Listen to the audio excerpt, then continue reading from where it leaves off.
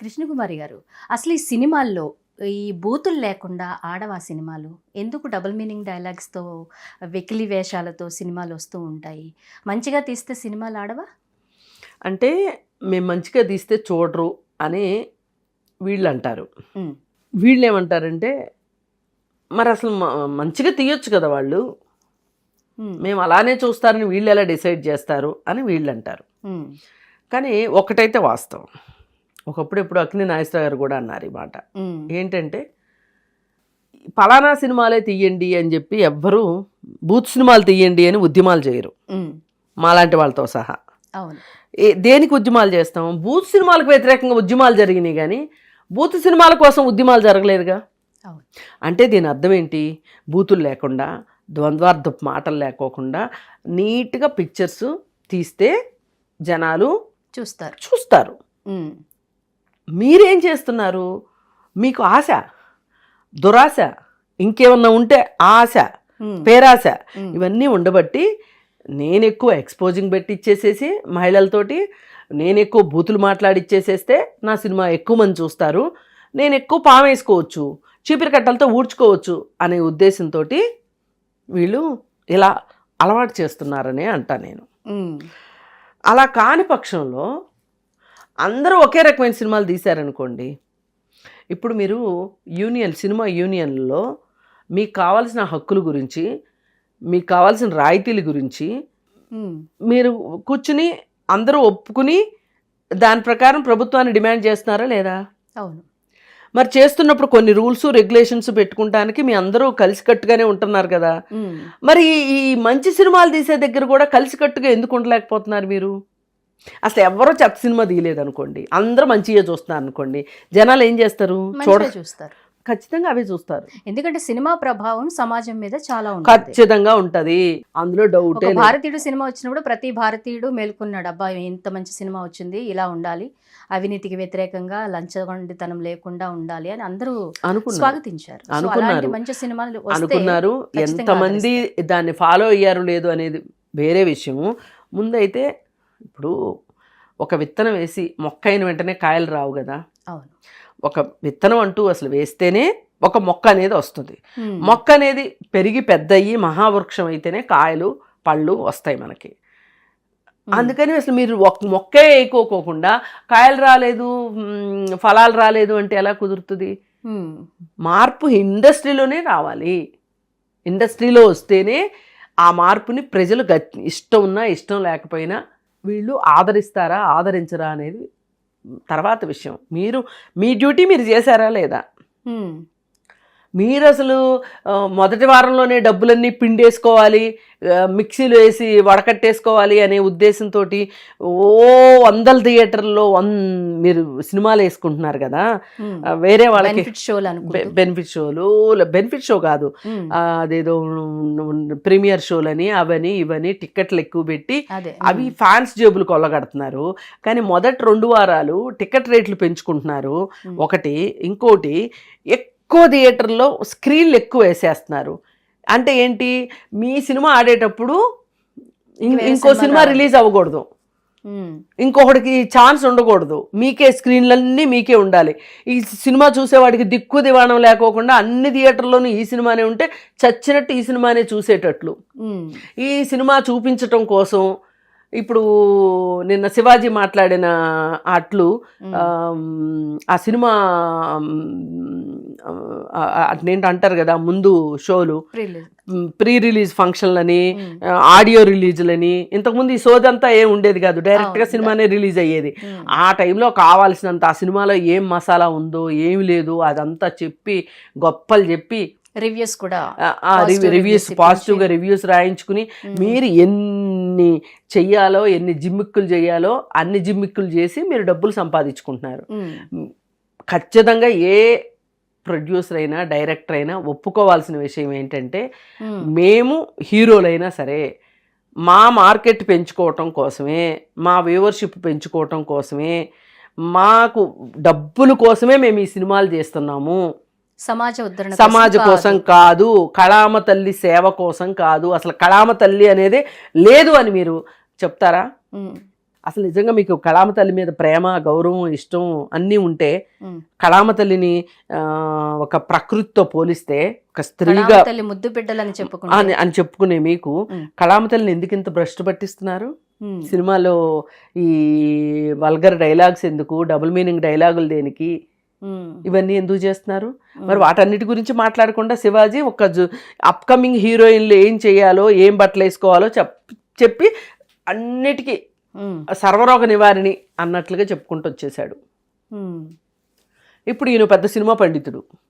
మరి ఈ పండితుడు ఎలాగూ గోదాలోకి దిగావు, ఇష్టమే దిగావో, ఇష్టం లేక దిగావో, తెలిసి దిగావో, తెలియక దిగావో, దిగిపోయావు కదా. ఆడవాళ్ళ దగ్గర స్టార్ట్ చేసావు కదా. ఈ ఆడవాళ్ళ చుట్టూ జరుగుతున్న రాజకీయం ఏంటో సినిమాల్లో వాటి మీద ఫోకస్ చేయి. ఆడవాళ్ళకి ఎంత అన్యాయం జరుగుతుందో సినిమా ఇండస్ట్రీలో, అసలు స్త్రీని ఎట్లా చూపిస్తున్నారో, ఎంత విలాస వస్తువుగా చూపిస్తున్నారో, ఎంత భోగ వస్తువుగా చూపిస్తున్నారో, స్త్రీ చుట్టూనే డబుల్ మీనింగ్ డైలాగులు వాడేటట్లు సినిమా హాల్లో ఫ్యామిలీతో కలిసి సినిమాకి వెళ్ళలేని పరిస్థితిని ఎట్లా మీరు క్రియేట్ చేశారో అట్ల మీద పోరాడమ్మా శివాజీ. నువ్వు బాగా ఖాళీగా ఉన్నట్టున్నావు. ఎంత ఖాళీగా లేకపోతే అసలు ఈ దేశంలో స్త్రీకి గౌరవం ఎలా వస్తుంది అనేది ఒక్క మాటలో తేల్చేశాడు పండితుడు. ఒంటి నిండా బట్టలు కప్పుకుంటే మీకు గౌరవం వచ్చేస్తుందని చెప్పేశాడు సింపుల్గా. మరి నిజంగా అంటే సినిమాలో చేసే వాళ్ళకి గౌరవం లేదు అని ఇండైరెక్ట్ గా ఒప్పుకున్నట్టే. సినిమాల్లో ఉన్న వాళ్ళకి గౌరవం ఉందా లేదా అనేది ప్రపంచం మొత్తానికి తెలుసు. అసలు సినిమా వాళ్ళకి స్త్రీలంటే గౌరవం ఉందా లేదా, లేకపోతే సమాజంలో ఉన్న వాళ్ళకి స్త్రీలంటే గౌరవం ఉందో లేదో అందరికీ తెలుసు. ఇప్పుడు మనకి విదేశాల నుంచి ఎవరైనా టూరిస్టులు వస్తూ ఉంటారు కదా, ఆ వచ్చిన టూరిస్టుల్ని మన ఊళ్ళు వేరే వెంగళప్పల్లాగా అసలు ఎప్పుడూ స్త్రీ దేహాన్ని చూడని వాళ్ళకి మళ్ళీ కళ్ళెలా అప్పగిచ్చేసేసి, వీలైతే అవకాశం ఉంటే వాళ్ళతో మాటలు కలిపి వాళ్ళని తాకి, అంటే ఎందుకంటే వాళ్ళు ఎలాగో చిన్న బట్టలు వేసుకున్నారు కాబట్టి వాళ్ళ క్యారెక్టర్లు ఉండదు. క్యారెక్టర్ లేని వాళ్ళతో మనం ఏమైనా చెయ్యొచ్చు. అసలు క్యారెక్టర్ లేని వాళ్ళ గురించి మాట్లాడే నీ క్యారెక్టర్ ఏంటి? ఇప్పుడు క్యారెక్టర్ లేదు కాబట్టి ముట్టుకున్నానని చెప్తున్నావు కదా నువ్వు. క్యారెక్టర్ లేని వాళ్ళని ముట్టుకుంటే నీ క్యారెక్టర్ వస్తుందా? తనకి క్యారెక్టర్ లేనట్టే కదా. అంతే కదా. ఒక క్యారెక్టర్ లేని వాళ్ళే ఇంకో క్యారెక్టర్ లేని వాళ్ళు ఏం టచ్ చేస్తారు కదా. నీకు క్యారెక్టర్ ఉంటే నువ్వు టచ్ చేయవు కదా, ఉద్దేశంతో చూడవు కదా. ఇప్పుడు బురద పూసుకుంటే బురద వాసన వస్తుంది, గంధం పూసుకుంటే గంధం వాసన వస్తుంది. మరి మీరు గొప్పోళ్ళు అయితే మీరు గంధం చెక్కల్లానే ఉండండి నాయన. బురదను ఎవరు పూసుకోమని చెప్పాడు? ఇప్పుడు ఫారిన్ జనరల్స్లో భారతదేశం అత్యంత సురక్షితం కాని దేశం అని చెప్తున్నారు. వెళ్ళకండి అని కూడా చెప్తున్నారు ఇంకొంచెం పొగరెక్కిన వాళ్ళు. అది వేరే విషయం, అది కొంచెం టూ మచ్ అనుకోండి. కానీ ఒకటైతే వాస్తవం, ఇక్కడ దేవాలయాల్లో కూడా మహిళలకు భద్రత లేదు. అక్కడ ఏం ఎక్స్పోజింగ్ చేస్తున్నారండి మహిళలు వెళ్ళి? సాక్షాత్తు పూజారులే గుడికొచ్చే మహిళలు లేవ తీసుకుపోయిన వాళ్ళని చూసాం కొంతమందిని. అందుకని ఏంటంటే ఇది ఇత్తు ముందా చెట్టు ముద్దా, గుడ్డు ముందా పిల్ల ముందా ఇవన్నీ మాట్లాడుకోవటం మానేసి, ఎవరైతేనేమి పిల్లి మెడలో గంట అయితే కట్టాడు కదా ఎవరు? శివాజీ. ఆడవాళ్ళ వల్లే, ఆడవాళ్ళు వేసుకునే బట్టల వల్లే ఈ దేశంలో అనర్థాలకు అన్నిటికీ మూలం అని చెప్పేశాడు కదా. మరలాంటప్పుడు ఈయన చెయ్యాల్సిన పని ఏంటంటే సినిమాల్లో బూతులు లేకుండా చూడటం, సినిమాల్లో మహిళలు కట్టే బట్టల దగ్గర కొంచెం మీరు జాగ్రత్తలు వహించండి. వాళ్ళకి ప్రకృతి లాంటి స్త్రీని గౌరవించండి, స్త్రీని పూజించండి, స్త్రీని నెత్తి మీద పెట్టుకుని ఊరేగండి. అలా చెయ్యాలనుకున్నప్పుడు మనం ఇలాంటి వేషాలు ఇవ్వటం కరెక్ట్. హీరోయిన్ కి సారీస్ ఇవ్వండి, హీరోయిన్స్ కి లంగా ఓణీలు ఇవ్వండి, ఇలాంటి డ్రెస్సులతోనే హీరోయిన్స్ పెట్టి సినిమాలు తీయండి అని చెప్తే శివాజీ మాట వినేవాళ్ళు ఉన్నారా ఇండస్ట్రీలో? నేను అది ఇందాకే చెప్పేశా మీకు. నువ్వు అసలు ఈ ఏరియాలో ఉన్నావంటే నిన్ను రౌడీలతో కొట్టిస్తామని చెప్తారు. అందుకని ఆయన తెలుసో తెలియకో తేనె తొట్టిని కదిపాడు. నేనేమంటున్నానంటే నువ్వేదో అవసరమైతే పీకుతాను అన్నావు కాబట్టి అసలు ఇక్కడి నుంచి మొదలెట్టు. అక్కడి నుంచి సినిమా ఇండస్ట్రీలో మురికి గురించి మొదలెట్టు. నిజంగా చేయాల్సింది. ఇప్పుడు శివాజీ డిమాండ్ చేద్దాం మనం. ఖచ్చితంగా చేయాల్సింది. శివాజీకి అంత చిత్తశుద్ధి ఉంది కాబట్టి, మంచి ఉద్దేశంతో ఆయన మాట్లాడాడు కాబట్టి, మహిళల గౌరవాన్ని కాపాడే ఒక మంగపతిగా ఆయన స్టార్ట్ చేయాలి, లేకుండా చేయాలి. హీరోయిన్స్ డ్రెస్సెస్ కాస్ట్యూమ్స్ విషయంలో కూడా కేర్ తీసుకునే బాధ్యత ఆయన స్వీకరించాలి. ఆడవాళ్ళందరి పక్షాన పెద్దన్నగా నిలబడాలి. అసలు అన్నిటికన్నా ముందు ఎన్నో రోజులు అయిపోలేదు, నేహారికను రాఘవేంద్రరావు ఇష్యూ జరిగి ఇటీవలే జరిగింది. దాని మీద ఒక స్టేట్మెంట్ ఇవ్వమనండి. నేను కాదన్నోళ్ళని పీకుతాను అన్నాడు కదా, సరే అవన్నీ పెద్ద పెద్ద మాటలు ఎందుకులే కానీ ముందు అసలు ఈ స్టేట్మెంట్ రాఘవేంద్రరావు గారు, మీ వయసుకు తగ్గ పని కాదు ఇది, మీరు చేయాల్సింది పని కాదు, అసలు వయసులోనూ చేయకూడదు, వయసు అయిపోయాక చేయకూడదు రాఘవేంద్రరావు గారు అని చెప్పి మాట్లాడమనండి. మార్పు మొదలవుతుంది అక్కడి నుంచే. అవును, అంత దమ్ముందంటారా శివాజీకి? అదే కదా, అందుకే కదా అప్కమింగ్ హీరోయిన్ల జోలికి వచ్చాడు. ఓకే, అంత దమ్ము ధైర్యం ఉంటే అసలు ఆ రోజు ఎందుకు మాట్లాడలేదు? ఎవరు రష్మిక బట్టల గురించి, ఒకప్పుడు వేసుకున్న బట్టల గురించి ఎందుకు మాట్లాడలేదు? ఇప్పుడే ఎందుకు మాట్లాడుతున్నావు? పైగా ఆవిడ్ని అంటే ఇప్పుడు ఈసారి ఆవిడని పొగిడాడు కాబట్టి ఆవిడ ఆ ఉండే సినిమాలో ఈయనకి ఏమన్నా వేషం ఇప్పిస్తుంది అనుకున్నాడా? సో ఇప్పుడు నేటి సమాజం ద్వంద్వార్థాలు అండ్ బూతులు లేని సినిమాల్ని ఆదరించడానికి రెడీగా ఉంది అనుకోవచ్చు అంటారా? ఇక్కడ ఇంకొక విషయం ఏంటంటే కృష్ణకుమారి గారు, సెన్సార్ బోర్డు అంటూ ఒకటి ఉంది కదా, వాళ్ళు ఎందుకు అబ్జెక్ట్ చేయరు? సెన్సార్ బోర్డు అనేది రాజకీయ పునరావాసానికి తప్పితే దేనికి పనికిరాదు. నామమాత్రమేనది. అది నామమాత్రమే. ఎందుకంటే ఇప్పుడు కాంగ్రెస్ గవర్నమెంట్ వచ్చిందనుకోండి, కాంగ్రెస్ పార్టీలో ఏ పోస్టు ఇవ్వలేని వాళ్ళకి, రాజకీయ నిరుద్యోగులకి అక్కడ ఒక పోస్ట్ వేసేస్తారు. బీజేపీ వాళ్ళు వచ్చారనుకోండి, బీజేపీ వాళ్ళు అలాగే చేస్తారు. వీళ్ళకి సినిమాల పట్ల అవగాహన ఉందా, సమాజం పట్ల అవగాహన ఉందా, సాహిత్యం పట్ల అవగాహన ఉందా, సినిమా కథల విషయంలో అభిరుచి ఉందా, పట్టుందా, ఇవేమీ అక్కర్లేకుండా వీళ్ళు ఏం చేస్తారంటే సింపుల్గా వీళ్ళ రాజకీయ పార్టీలో పనిచేసిన వాళ్ళకి అక్కడ పోస్టులు ఇచ్చేస్తారు. ఇచ్చేస్తే వాళ్ళకి ఏం తెలుసు, చక్కగా అక్కడ జీడిపప్పు నిర్మాతలు ఆ సినిమా ప్రివ్యూ అదే సెన్సార్ బోర్డు దగ్గరికి వెళ్ళినప్పుడు చక్కగా వీళ్ళకి జీడిపప్పులు అవి ఇవి పెడతారు, శుభ్రంగా అవి తింటారు, సినిమాలు బాగున్నాయి అని చెప్పి ఇచ్చేస్తారు. 2-3 బ్లర్స్ చేస్తారు, పంపించేస్తారు 2-3 చోట్ల. ఇప్పుడు ఎక్కువ బీపులు ఉన్నాయి అంటే వీళ్ళు ఊహించేసుకుంటారు.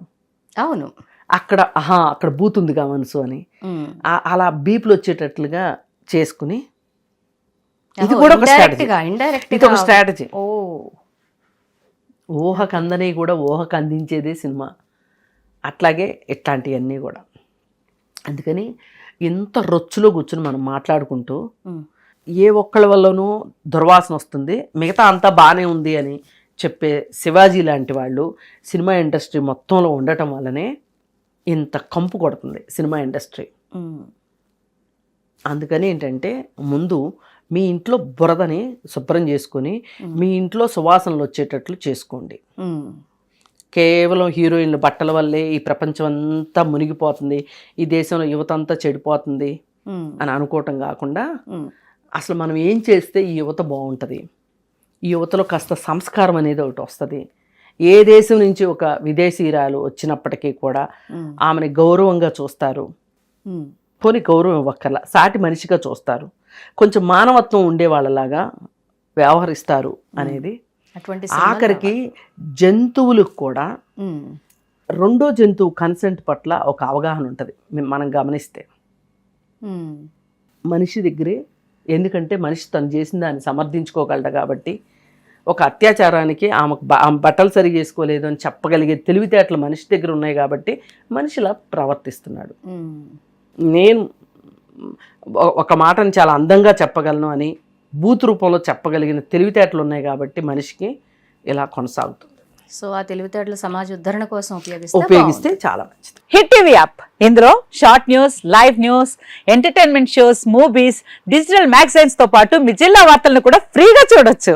ఇంకెందుకు ఆలస్యం, వెంటనే హిట్ టీవీ యాప్ ని డౌన్లోడ్ చేసుకుని ఫ్రీగా ఎంటర్టైన్మెంట్ పొందండి. Hit TV app. Hit TV app. please download Hit TV app. Hit TV యాప్ని ఫ్రీగా డౌన్లోడ్ చేసుకొని ఎంజాయ్ చేయండి. మీకు నచ్చిన ఎంటర్టైన్మెంట్ కోసం హిట్ టీవీ యాప్ ని ఫ్రీగా డౌన్లోడ్ చేసుకుని ఎంజాయ్ చేయండి. హిట్ టీవీ యాప్ని డౌన్లోడ్ చేసుకుని ఆస్వాదించండి, ఆశీర్వదించండి. ఇంతమంది సెలబ్రిటీలు హిట్ టీవీ యాప్ ని డౌన్లోడ్ చేసుకోండి అని చెప్తున్నారంటే ఎంత మంచి యాప్ ఆలోచించండి. అమెరికా అమెరికా అమెరికా అమెరికాలో చదవాలనుకునే వాళ్ళకి విశ్వసనీయమైన పేరు మన శౌర్య కన్సల్టెన్సీ. UK లో 1 year masters, UK లో 1 year masters, 2 years work permit up to 5 years visa. Contact Saurya Consultancy. Contact 89851 89851.